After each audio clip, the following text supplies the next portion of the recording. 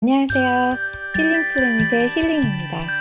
오늘도 한국 사회에서 자존감을 지키기 어려운 이유에 대해서 4가지로 살펴보았고 지금부터 알아보시죠. 첫 번째, 경쟁이 심화되다 보니까 나르시스트라든지 아니면 소시오패스 같은 악인들이 서식하기 좋은 환경인 것 같습니다. 회사에서도 그런 분들이 임원으로 되는 경우를 저도 많이 봤었고, 직원들을 인간 대 인간으로 존중하기보다는 다 착취하고 본인의 성공을 과시하기 위한 도구나 툴로서 이용을 하고, 또 이용 가치가 없어지면 가차없이 버리는 그런 조직 문화를 가진 회사들이 생각보다 많이 있는 것 같아요. 그런 환경에 있다 보면 자존감을 높이기가 어려울 것 같습니다. 두 번째, 남을 너무 의식하는 문화에 있다고 생각합니다. 우리나라는 유교 문화를 기반으로 한 집단주의가 강한 사회예요. 그러다 보니까 남이 나를 어떻게 생각하는지가 중요하고, 또 남이 나를 어떻게 생각하는지는 인간으로서 당연한 반응이라고 생각을 해요. 그래서 자신을 객관화하고, 또 객관화하면서 남을 배려해 줄 수도 있고, 또 도덕적으로도 행동할 수 있게 하는 좋은 가치라고 생각을 하는데, 하지만 우리나라에서는 도가 지나쳐서 나를 무시하면 어떡하지? 남들에 비해서 내가 뒤처져 보이는 건 아닌가? 라는 생각이 강해지면서 소속된 그룹에서 낙오되지 않으려는 공포가 큰 것 같아요. 마치 더 글로리에서 스튜어디스 혜정이가 생각이 나요.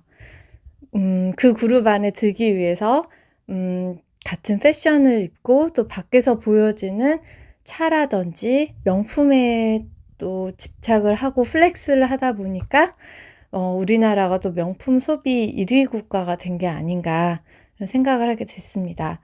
명품을 소비할 때만큼은 자존감이 높아지고, 또 아이에게도 명품을 입히면서 우리 애는 프리미엄 키즈라고 생각을 하면서 위안을 삼는 것 같아요. 전 자신을 있는 그대로 드러냈을 때 예상치 못한 비판을 받는다든지, 아니면 그 그룹에서 소외가 될 수도 있다는 두려움이 있다 보니까 인정을 받으려고 좀 발버둥치면서 살아가는 것 같다는 생각이 들었어요. 그리고 또 본인이 가진 많은 소중한 가치들이 있는데 그걸 볼 수가 없고, 내가 갖지 않은 거, 아니면 다른 사람이 갖고 있는 거만 계속 집착하게 되는 게 아닌가, 그러다 보니까 불행할 수밖에 없는 게 아닌가, 이런 생각을 하게 됐습니다. 세 번째, 가정환경이라고 생각합니다. 우선 아이에게 있어서 가정은 하나의 큰 세계라고 생각이 들어요. 그래서 가정에서 내가 누군지 알아갈 수 있는 기회를 제공을 해준다면 참 좋을 텐데, 독립적인 개체로 자녀가 대해지기보다는 부모님들이 자녀를 본인의 소유물로 여기거나 본인의 연장된 자로 생각하는 경향이 있는 것 같아요. 그러다 보니까 마치 나라는 사람은 별 모양인데 우리 부모님이 원하는 네모 모양의 나 자신을 끼워 넣다 보니까 내가 정상이 아닌 것만 같고 마치 문제가 있는 건 아닌가 자책을 하게 되는 것 같아요. 그래서 자녀의 꿈을 묻기보다는 무조건 좋은 대학교, 안정적인 큰 기업에 가는 게 맞고, 그게 아니면 문제가 있는 것처럼 대하다 보니까 자녀들의 자존감이 높아질 수가 없는 것 같아요.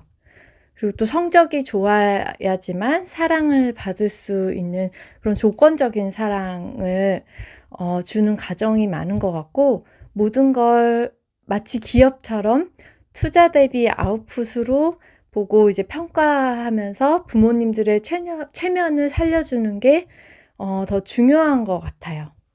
그러다 보니까 내 의견보다는 효도라는 명목으로 투자 대비 아웃풋을 강요하고, 또 자녀도 정서적으로 독립이 어려워서 성인이 돼서도 캥거루족으로 부모님한테 의존하게 되는 게 아닌가, 이런 생각을 해봤습니다.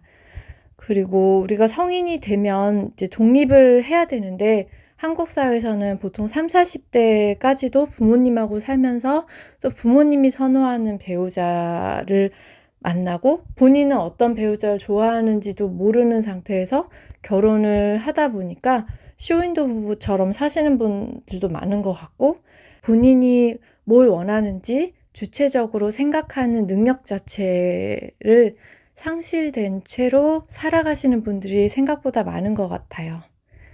네 번째, 상대에 대한 존중이 덜하고 다양성에 대한 존중이 결여된 것 같습니다.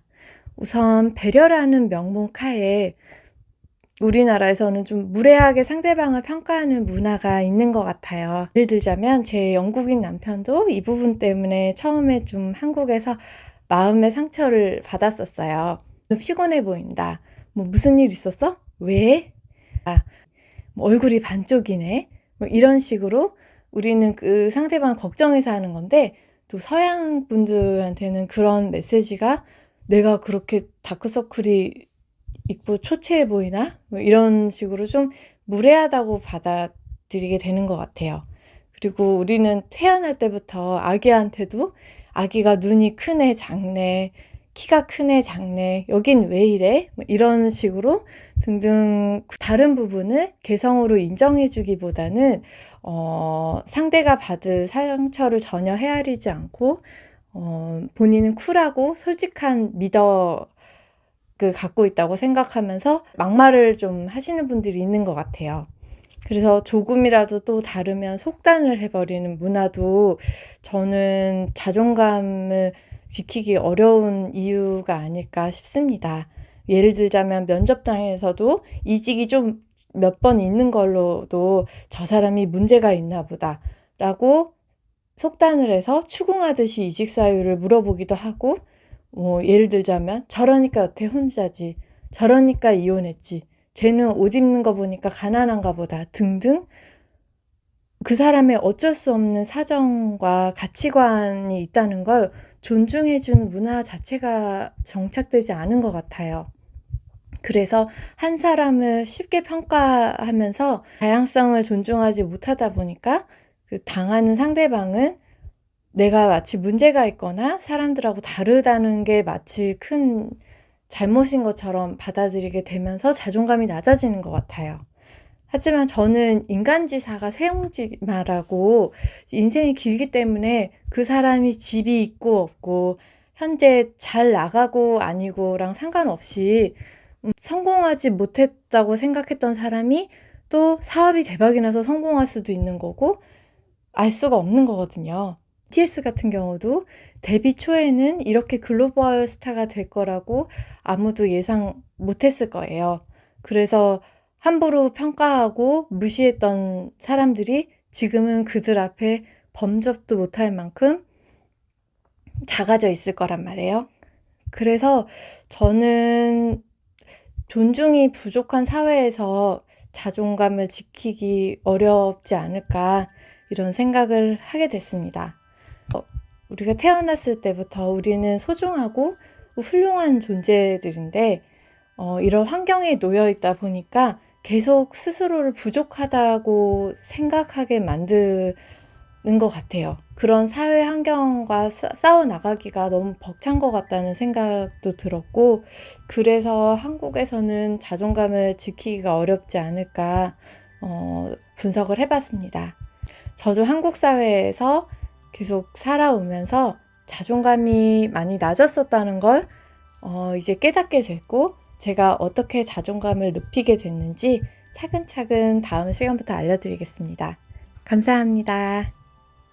안녕.